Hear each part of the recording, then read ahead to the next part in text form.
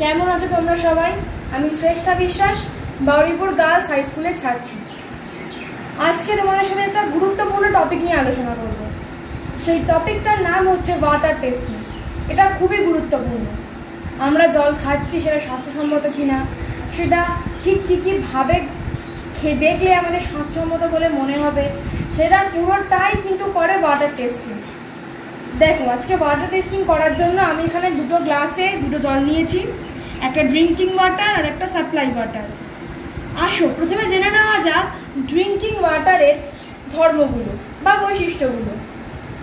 Drinking ওয়াটারের সাধারণ খালি চোখে যে বৈশিষ্ট্যগুলো দেখা যায় সেটা হচ্ছে ড্রিঙ্কিং ওয়াটার গন্ধহীন, বর্ণহীন, কোনো একদম কিছু জলে ভেসে থাকবে না, সেটা দেখানো যাচ্ছে, কোনো জলে কোনো ভেসে নেই। কিন্তু এবার সাপ্লাই ওয়াটারে আসা যাক। সাপ্লাই ওয়াটারে এক ধরনের কিছু জিনিস ভেসে আছে, সেটা দেখা যাচ্ছে, আর এতে একটা মাটি স্মেল পাওয়া যাচ্ছে, জলের মধ্যে একটা মাটি স্মেল আছে। এবং সবচেয়ে গুরুত্বপূর্ণ যেটা আমাদের তাই ওয়াটার টেস্টিং করা উচিত, কোনো জলে ব্যাকটেরিয়া আছে কি না সেটা জানার জন্যই কিন্তু ওয়াটার টেস্টিংটাই জরুরি।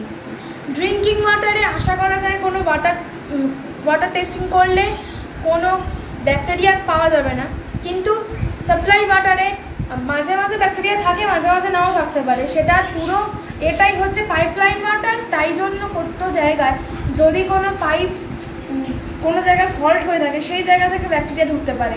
তো সব জায়গায় যে পাইপলাইন ওয়াটার মানেই সেখানে ব্যাকটেরিয়া থাকবে তা নয়। আমরা জানি বা আমরা প্রত্যেকে পড়েছি, আমাদের সাধারণত পানীয় জলের পিএইচের মান 7, অর্থাৎ সেটা প্রশম। 7-এর কম হলে সেটা আম্লিক, অর্থাৎ সেই জলে অ্যাসিডের পরিমাণ বেশি। 7-এর বেশি হলে সেই জলটা ক্ষারীয়, অর্থাৎ সেই জলে ক্ষারের পরিমাণ বেশি। এইভাবে আমরা 2-3টে জলের ভাগ পাওয়া যেতে পারে। কিন্তু আজকে আমাদের বিষয় হচ্ছে ওয়াটার টেস্টিং। আচ্ছা বলো তো, আমরা দিনে কতটা খাবার আর কতটা জল খাই? আমরা দিনে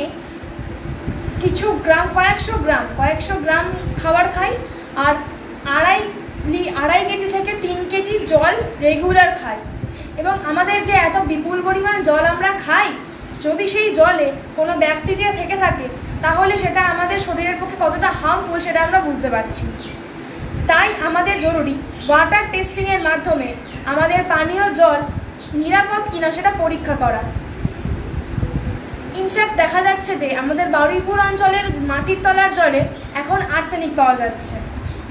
বিভিন্ন মানুষ বহু বছর ধরে সেই জল না জেনেই পান করছে, এবং না জেনে পান করার ফলে কিছু মানুষ আর্সেনিকে দূষিত হচ্ছে। আর্সেনিক দূষণের ফলে কিছু মানুষের ব্ল্যাকফুট ডিজিজ হচ্ছে, বিভিন্ন রোগ সংক্রমণে তারা এতে হচ্ছে, এবং জলের মাধ্যমে যেসব রোগ জীবাণু ছড়ায় সেগুলোও ছড়াচ্ছে। তাই আমাদের উচিত প্রত্যেক বছর অন্তত 2বার বছরে জল ল্যাবে গিয়ে ওয়াটার টেস্টিং করানো।